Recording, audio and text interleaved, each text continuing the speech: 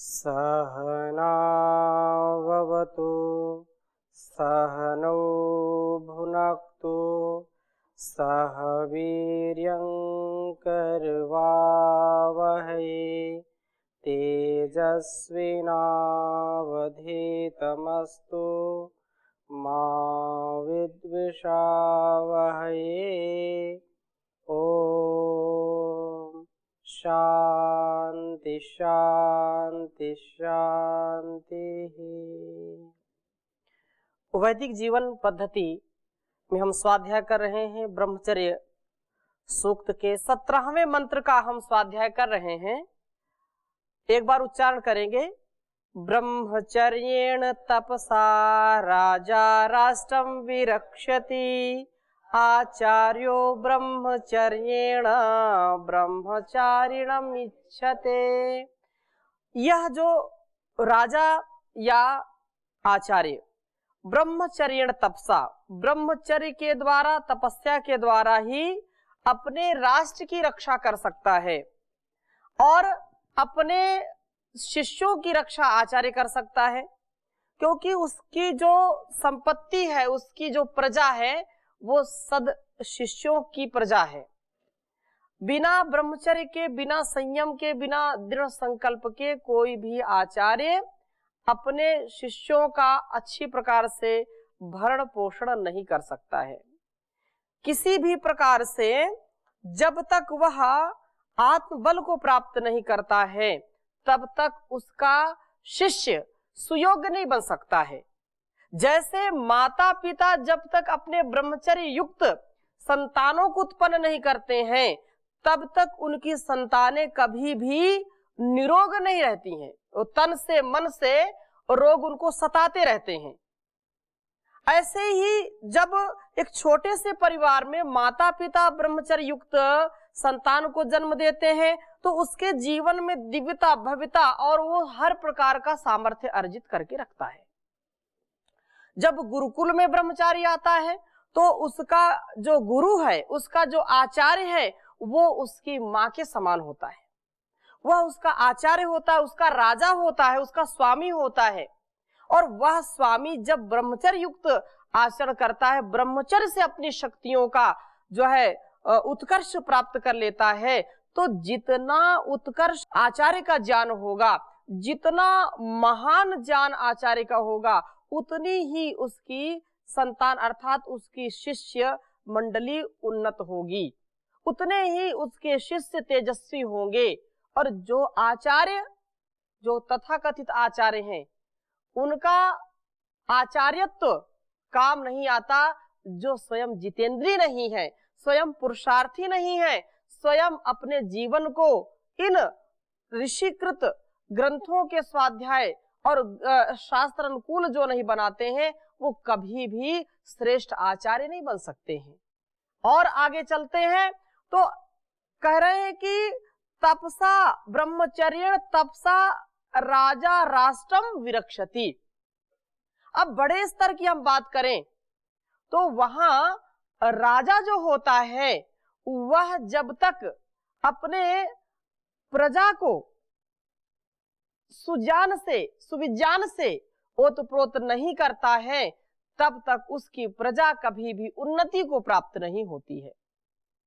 राजा स्वयं तपस्वी हो, राजा स्वयं ब्रह्मचर्य का पालन करता हो, स्वयं जितेंद्रिय हो, उसका जीवन समष्टि के लिए होता है, उसका जीवन प्रजा के लिए होता है, उसकी स्वयं की जो कर्तव्य निष्ठा है वो तो रहेगी ही रहेगी, लेकिन अपने स्वयं के जीवन से ज्यादा वो राष्ट्र की चिंता करे, अपने स्वयं के भरण पोषण से ज्यादा राष्ट्र के भरण पोषण की चिंता करे। जो राजा ब्रह्मचर्य से अपने जीवन को ओतप्रोत करके रखता है, जो राजा तपस्वी है, जो राजा निर्विकारी है, जो राजा बहुत ही वीर है, गंभीर है, धीर है, उत्साही है, जितेंद्रिय है, प्रजा पालक है, प्रजा को पुत्र के समान पालने वाला है, वह ब्रह्मचर्य का पालन करके ही इतना महान बन पाता है। क्योंकि बिना अच्छे राजा के अच्छा राज्य हो नहीं सकता। राजा का कर्तव्य यह है कि अपने राज्य में धन, धान्य, धर्म, ज्ञान का इतना वैभव बढ़ाए कि उसकी प्रजा बहुत ही उन्नत हो, बहुत ही, क्योंकि यहाँ पर और ज्यादा हम चर्चा करेंगे तो बहुत विस्तार हो जाएगा, इसकी चर्चा हम आगे और करेंगे। 2-3 आपके सामने राजा के क्या क्या गुण कर्म स्वभाव होने चाहिए, यह बहुत विशेष है। मनुस्मृति में भी महर्षि मनु ने राजा के बहुत कर्तव्य लिखे हैं, कभी इसकी चर्चा हम आगे करेंगे। तो यहाँ पर कहा कि राजा गुरु प्राण भृताम, केवल राजा राष्ट्र का ही नहीं सभी प्राणियों का रक्षक होता है वो, इसीलिए उसको क्षत्रिय कहते हैं। वो छात्र अपने जो है क्षात्र धर्म का पालन करे सदा। ये महाभारत का एक वचन है, लिख लीजिए आप इसको, बहुत उन्नत है ये।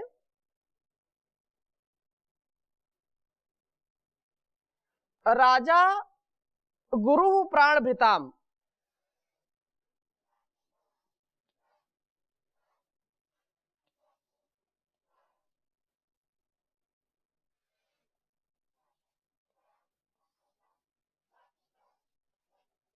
राजा गुरु प्राण भृताम।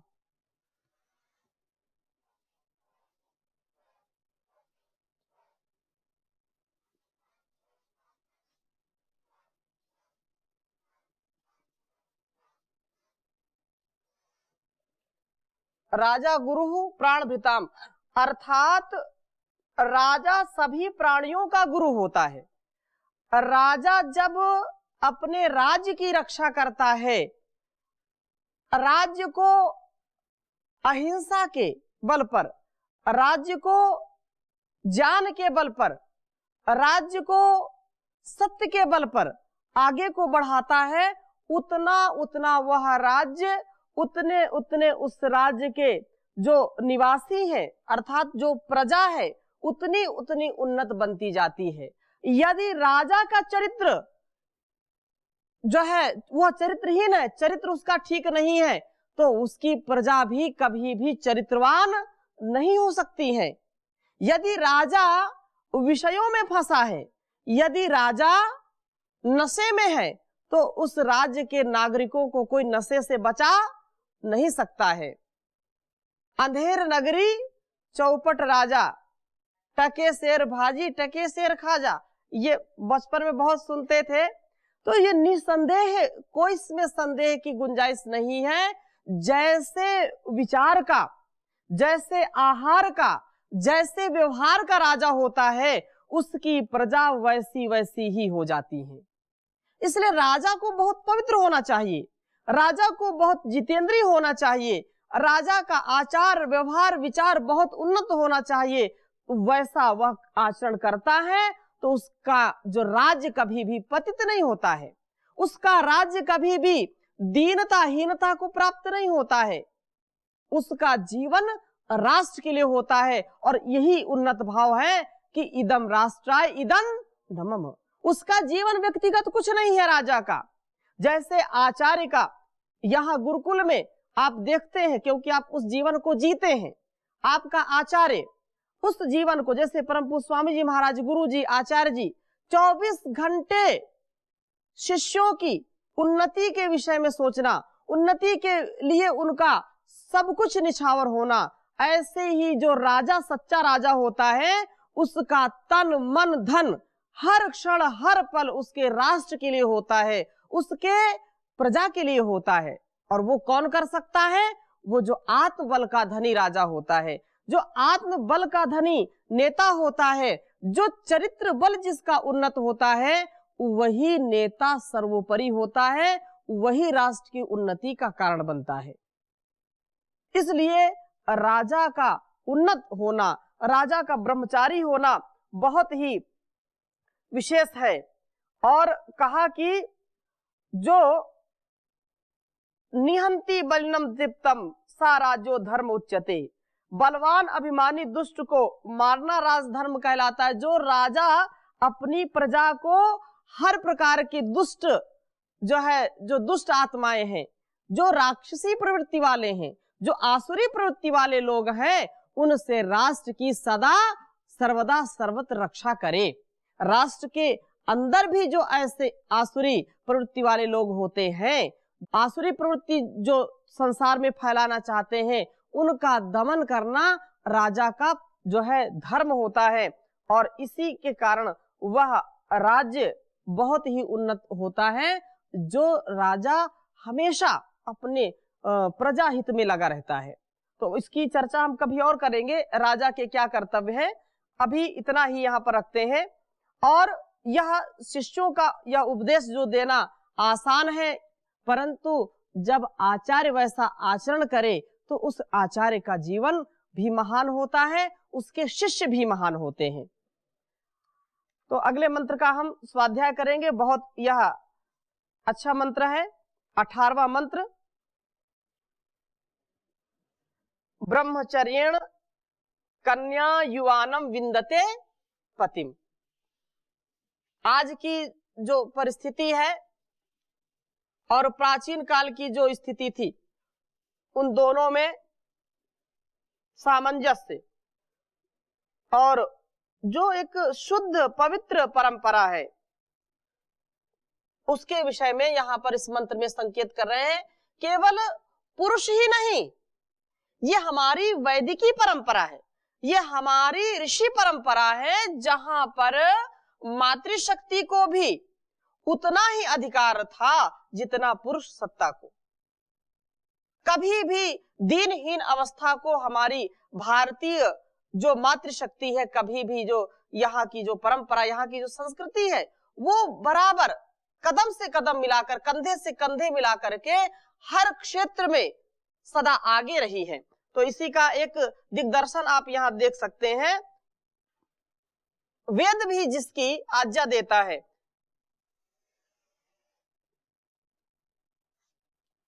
ब्रह्मचर्येण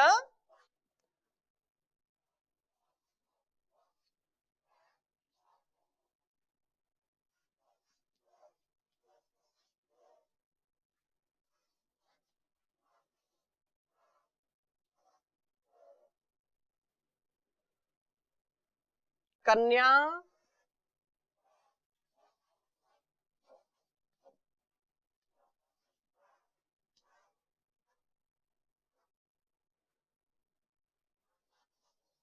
ये जो है प्लुत कर लेंगे इसको, कन्या युवानम विंदते पतिम।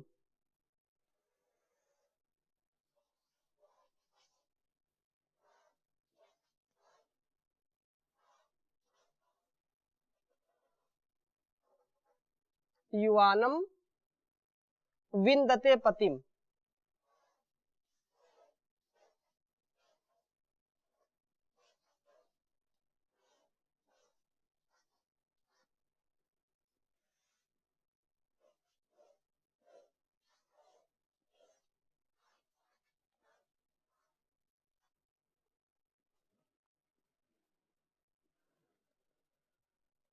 अनड्वान ब्रह्मचर्येण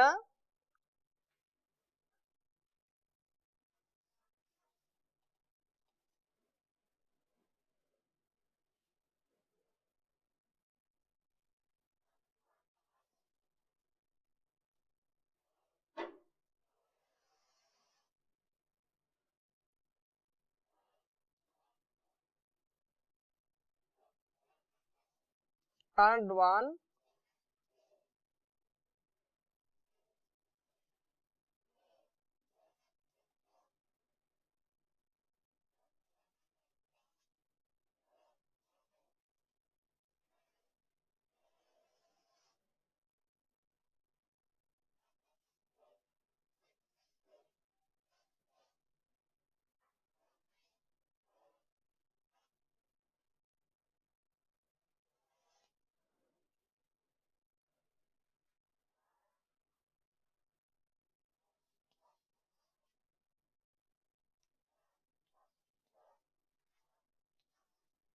अश्वो घासम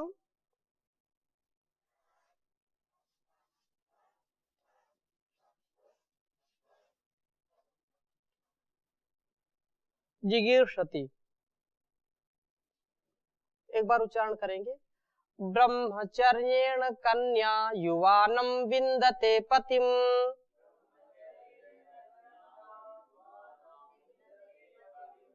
अनड्वान् ब्रह्मचर्येण अश्वोघासं विजिगीर्षति।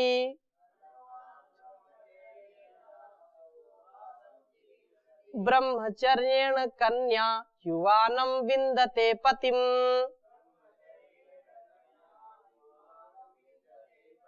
अनड्वान् ब्रह्मचर्येण अश्वोघासं जिगीर्षति।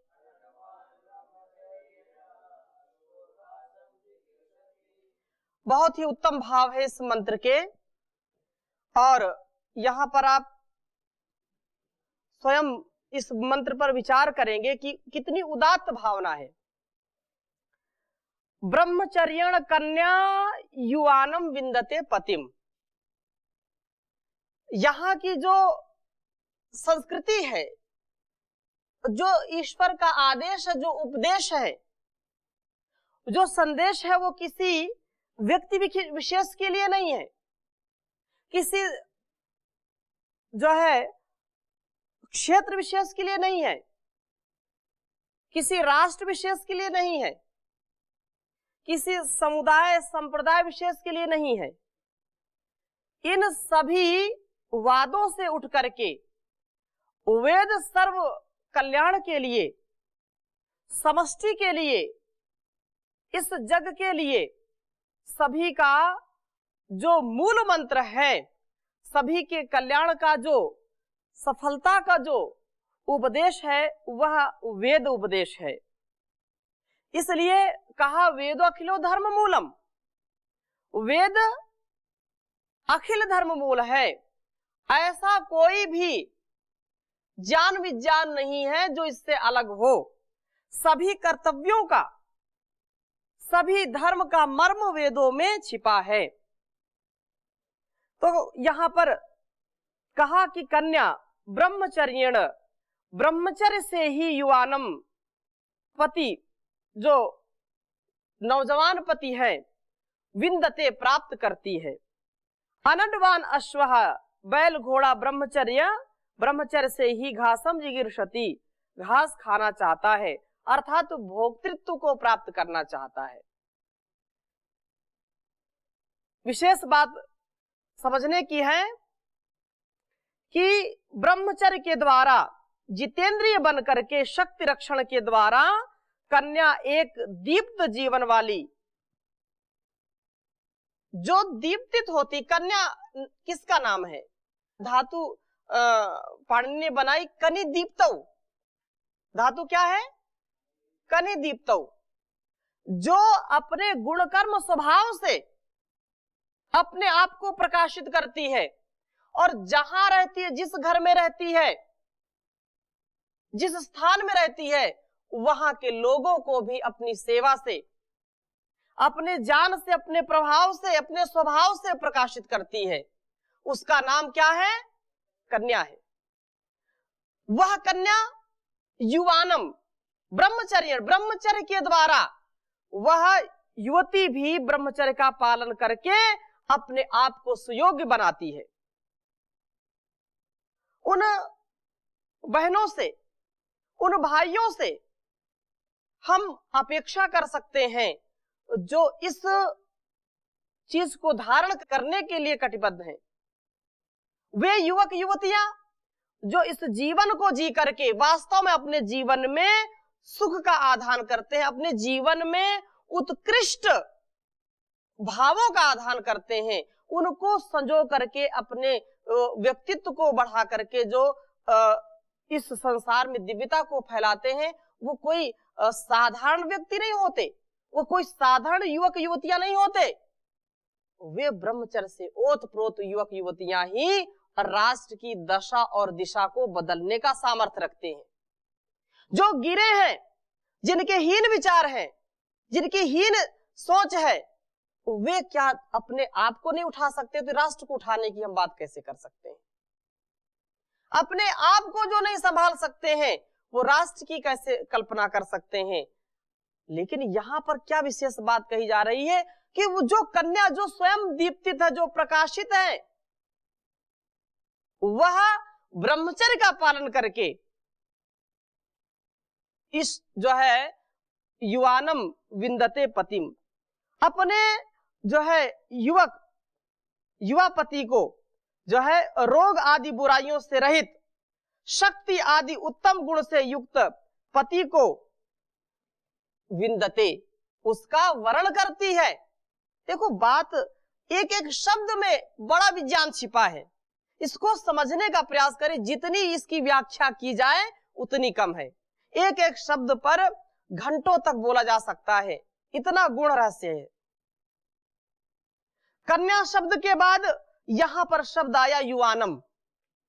युवानम विंदते पतिम, युवा को ही वो पति चुने जिसकी इंद्रियां शिथिल हो गई हैं, जो वृद्धापन को प्राप्त हो गया है, जो राष्ट्र के लिए, समाज के लिए, अपने परिवार के लिए ही नहीं सक्षम होगा, वो उसकी रक्षा कैसे करेगा। जो स्वयं की, जिसकी इंद्रियां शिथिल हैं, स्वयं चल फिर नहीं सकता है, वह उस पत्नी की क्या रक्षा कर सकता है। जो अपने आप की रक्षा नहीं करेगा, पत्नी की रक्षा नहीं कर सकता। उससे बच्चे भी उत्पन्न होंगे, उनकी भी रक्षा नहीं कर सकता है। परिवार की रक्षा नहीं करेगा, समाज की नहीं कर पाएगा। तो ऐसे पति का चयन कदापि नहीं करना। किसका चयन करना है? युवानम, जो युवक है, जो युवा है। और युवा किसको कहते हैं? यु मिश्रण मिश्रणयो हो। युवा कौन है? तो कहा कि जो मिश्रण और अमिश्रण, जो चीजों को स्पष्टता से देखता है,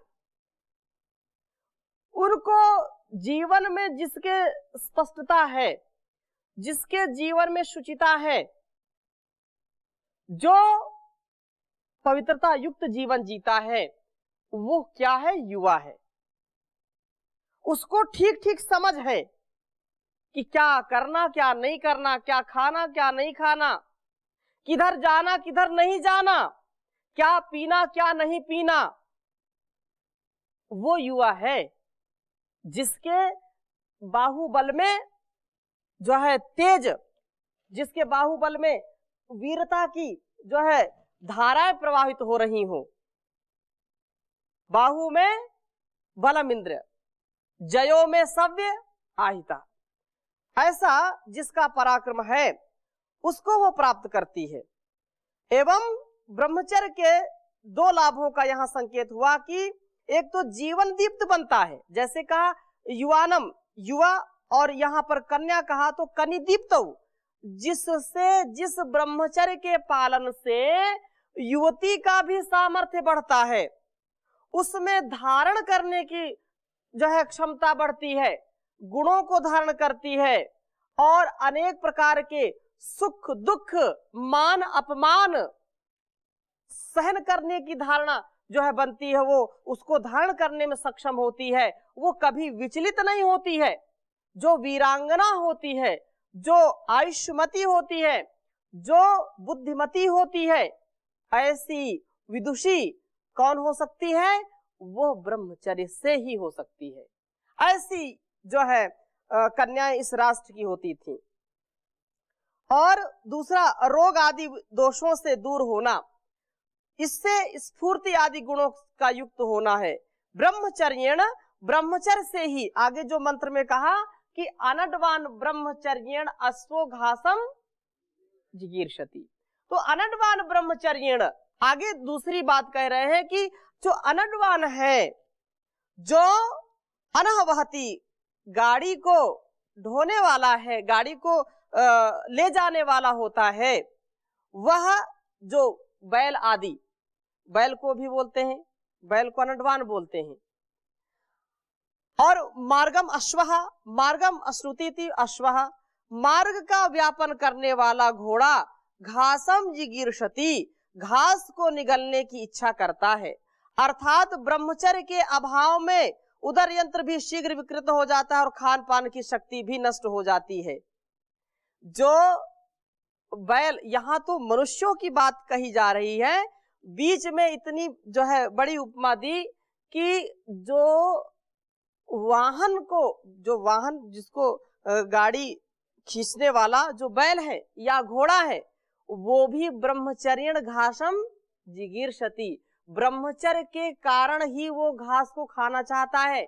यदि ब्रह्मचर्य होगा तो उसका सारा सिस्टम ठीक रहेगा उदर का, और यदि ब्रह्मचर्य ठीक नहीं है तो पेट भी खराब, तो जो भी घास खाएगा जो मुंह से खाएगा और नीचे से निकल जाएगा वैसा ही। तो उधर शक्ति जब क्षीण हो जाएगी तो वह गाड़ी का ढोने वाला नहीं हो सकता है, वो बैठ जाएगा। बैल को गाड़ी में जैसे ही जोतेंगे वो गाड़ी सहित नीचे बैठ जाएगा, कहीं गिर भी सकता है लेकर के। तो कहने का आशय ये है कि ब्रह्मचर्य के दीप्ति, निर्दोषता व शरीर के अवयवों का ठीक से कार्य करते रहना है, अतः इसका महत्व यहाँ पर स्पष्टता से दिया गया है। इसकी चर्चा हम और आगे करेंगे, अभी यहीं पर विराम देते हैं।